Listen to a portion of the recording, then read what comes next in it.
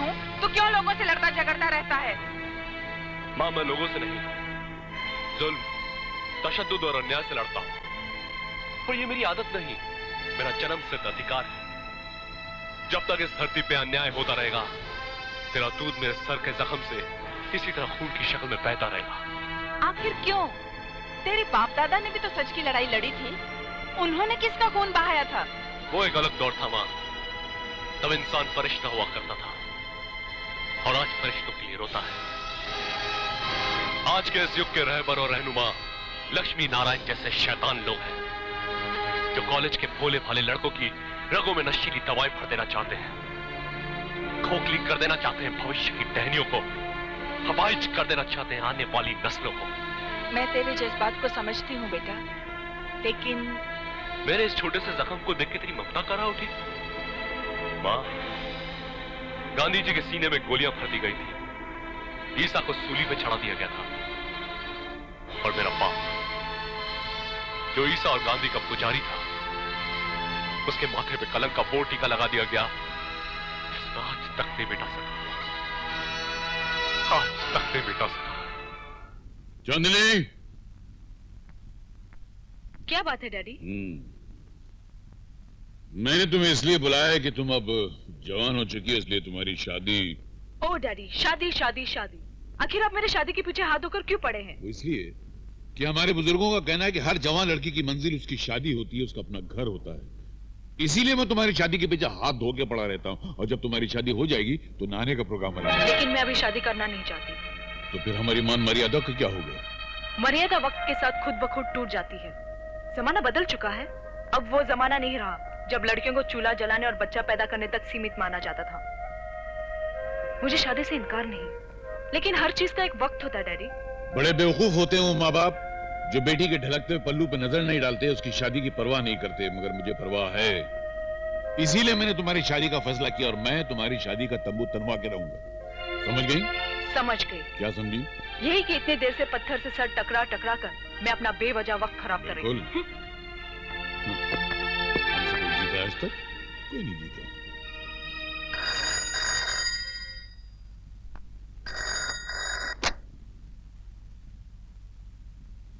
Hello. क्यों रे भड़वे, तू अपनी औकात भूल गया क्या? ये मेरा तीसरा फोन है। अगर इस बार तूने रतन को नहीं छोड़ा तो तेरी वर्दी जिसे तू अपना कवच समझ बैठा है, मेमने की खाल की तरह उतार के रख दूंगा, समझा? जी।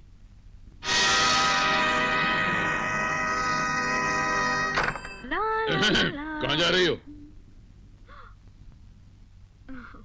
सहेली के घर। कहीं जाने की जरूरत नहीं है। मैंने आज तुम्हें देखने के लिए बहुत सारे लड़कों को यहीं बुलवाया है। लड़के? हाँ। मगर डैडी, मैं अपना पसंद का लड़का देख चुकी हूँ। देख चुकी हो? हाँ, आप देखेंगे तो आप भी खुश हो जाएंगे। अगर खुश नहीं हुआ तो उनकी खाल खिंचवा के उसमें भूसा भरवा के अपने ड्राइंग रूम में जानवरों की तरह टंगवा दूंगा। कब आ रहा है? कल। कितने बजे? हाँ? हम पूछते हैं कितने बजे? 5 बजे। सुनिए। जी? देखिए, मैं जानती हूँ आप मुझे नहीं जानती, लेकिन मैं आपको जानती हूँ। हाँ तो? कुछ नहीं, बस थोड़ी सी मदद चाहती हूँ।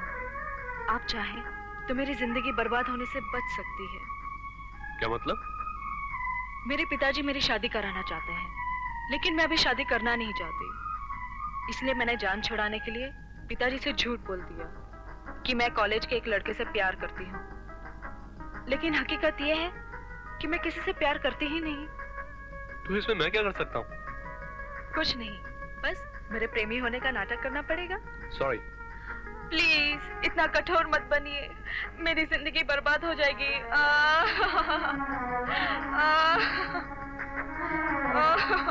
ठीक है बाबा, ठीक है, प्लीज। तो फिर कल शाम 5 बजे आपका इंतजार करूं? मेरा पता मालूम है? नहीं। मैं लाज साहब की बेटी हूँ। ठीक शाम 5 बजे। Okay, bye. बाय। अजीब बात है, कल 5 बजे।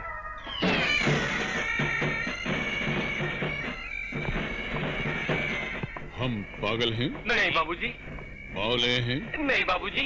फिर आधा घंटे से अपने ही ड्राइंग रूम में हम क्यों कोलू के बैल की तरह टहल रहे हैं? आप टहल नहीं रहे हैं बाबूजी, आप तो इंतजार कर रहे हैं अपने होने वाले दामाद का। पागलों की तरह। बाबूजी, कल तो आपकी घड़ी ने 5 बजे ही 5 बजा दिए थे। आज तो बड़ी सुस्त चल रही है।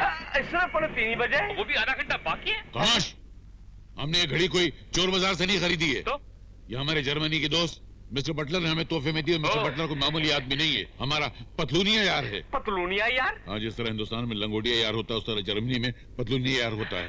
जर्मनी में लंगोटे यार नहीं होता? नहीं, लंगोट सिर्फ हिंदुस्तान में बनती है, जर्मनी में नहीं बनती। इंटेलिजेंट। ये तुझमें से काय की आवाज आ रही है? मुझ में से नहीं बाबूजी, घंटे की आवाज है। लगता वो आ गया। आ गया? वापिस नहीं जाएगा, जाओ दरवाजा खोलो। नहीं बाबू। हाँ। दरवाजा उतर उल्लू के पट्टो, मैंने तुमको दरवाजा खोलने के लिए कहा, तुम यहाँ के कबड्डी खेलने लगे। उसको अगर पता चले कि उसके साले आधे पागल हैं, तो वो तो वहीं से भाग जाएगा।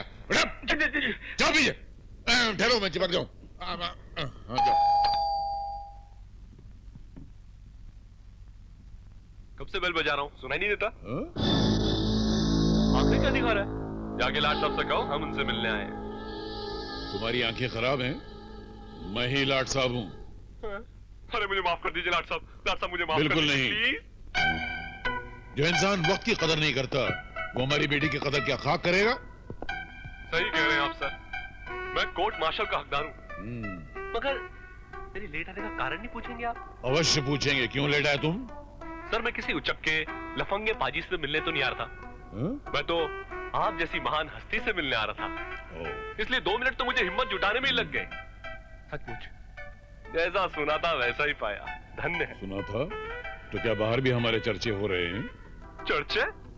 अजी कहाँ मिलते हैं आप जैसे जियाला जिंदा दिल बहादुर। ओ, आपकी लाल बा कमाल पुर जमाल भाई की तत्व की ताप तो नवाब सिराजुद्दौला भी नहीं ला सकते। अरे आपको देखते ही नवाबी मसन छोड़ देते। आहा, हम बहुत खुश हुए। हाँ। ये नवाब सिराजुद्दौला थे कौन? पता नहीं, इतिहास देखना पड़ेगा। नमस्ते नमस्ते। ये नमूने? ये कौन है? ये दोनों, ये सत्य, ये अहिंसा, अच्छा अच्छा। ये मंदबुद्धि, ये आधा पागल। हमाश, खैर मतलब की बात करो। जहेज की तमन्ना तो नहीं ना? जहेज ना मैं लेता हूँ ना देता हूँ, बल्कि उनकी मैयत में भी नहीं जाता हूँ। हमाश, हम कहाँ थे? मैयत में। मैयत। हमाश, हाँ, तो चांदनी तुम्हें पसंद है? जी हाँ।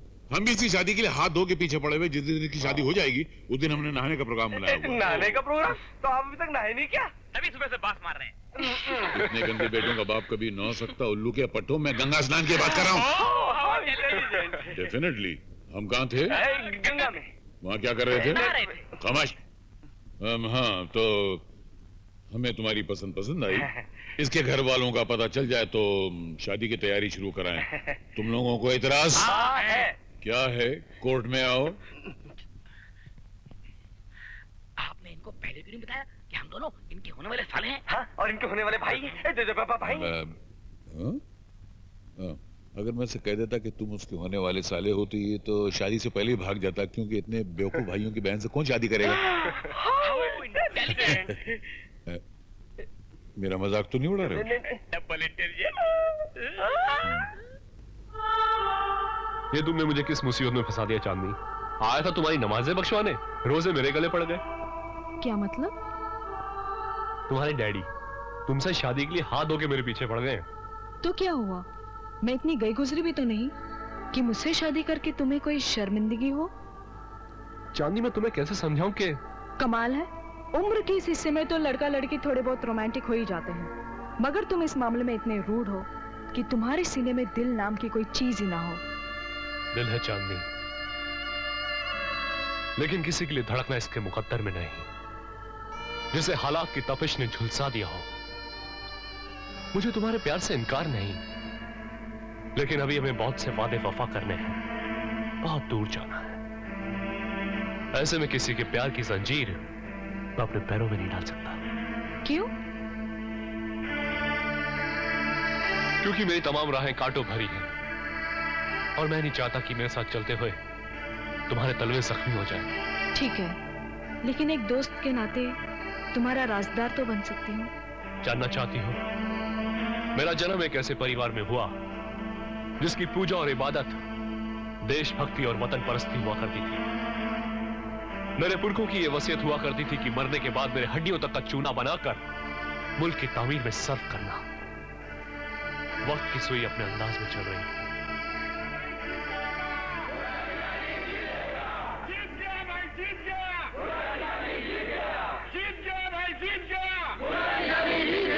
सत्यनारायण शर्मा, सत्यनारायण शर्मा, सत्यनारायण शर्मा, सत्यनारायण शर्मा, सत्यनारायण शर्मा, सत्यनारायण शर्मा, सत्यनारायण शर्मा।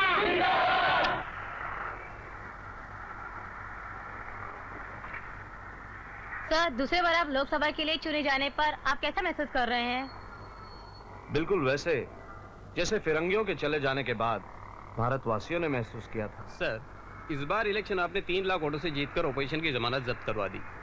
इसका श्रेय आप किसे देंगे? निसंदेह है जनता को। तो इस बार आप जनता के लिए क्या करने वाले हैं? जो करते हैं वो जताया नहीं करते। हमारी सरकार जो कुछ भी करेगी आप खुद देखेंगे। Sir, one more question please. फिर कभी आओ बेटे। दीनदयाल जी, मैंने आपसे पहले ही कहा था कि मुझे इलेक्शन में खड़ा मत करो, जमानत जब्त हो जाएगी, लेकिन आप माने ही नहीं। अरे भाई, नाम बदल देने से कोई चेहरा थोड़ा ही बदल जाता है? लक्ष्मी नारायण,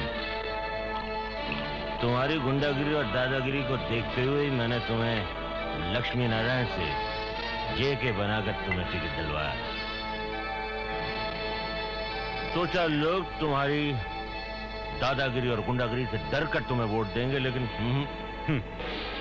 अरे भाई, डरा धमका कर ही वोट लेने थे तो आप खुद ही खड़े हो जाते। अब कहाँ मैं चरस गांजा बेचने वाला और कहाँ आप सोने चांदी के स्मगलर। हमसे ज्यादा तो लोग आपसे डरते हैं।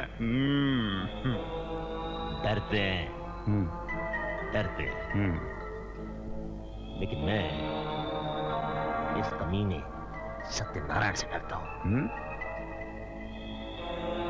ये आदमी बिल्कुल सच्चा है और सच्चे आदमी हीरे की तरह होते हैं।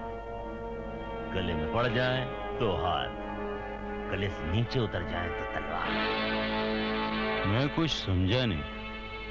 ये सत्यनारायण मेरा जानी दुश्मन है। अरे क्या दीनदयाल जी, आपकी ये पॉलिटिक्स कुछ मेरी समझ में नहीं आती। आप कहते हो सत्यनारायण आपका जानी दुश्मन है और दूसरी तरफ आपकी धर्मपत्नी अक्सर उनकी धर्मपत्नी से मिलती है। क्या? हाँ। पूरे महीने बर्बाद आई हो।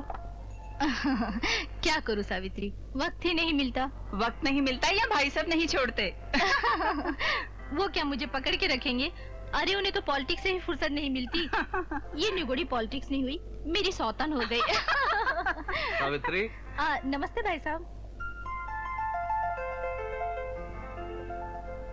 सावित्री जरा अंदर आओ। जी। शोभा, तुम बैठो, मैं अभी आती हूँ। नहीं सावित्री, अब मैं चलूंगी, काफी वक्त हो गया है। बैठो ना, इतने दिन के बाद तो आई हो। फिर कभी, अब मैं चलूंगी। अच्छा, लेकिन आना जरूर। जरूर। अच्छा, चलती हूँ। ठीक है।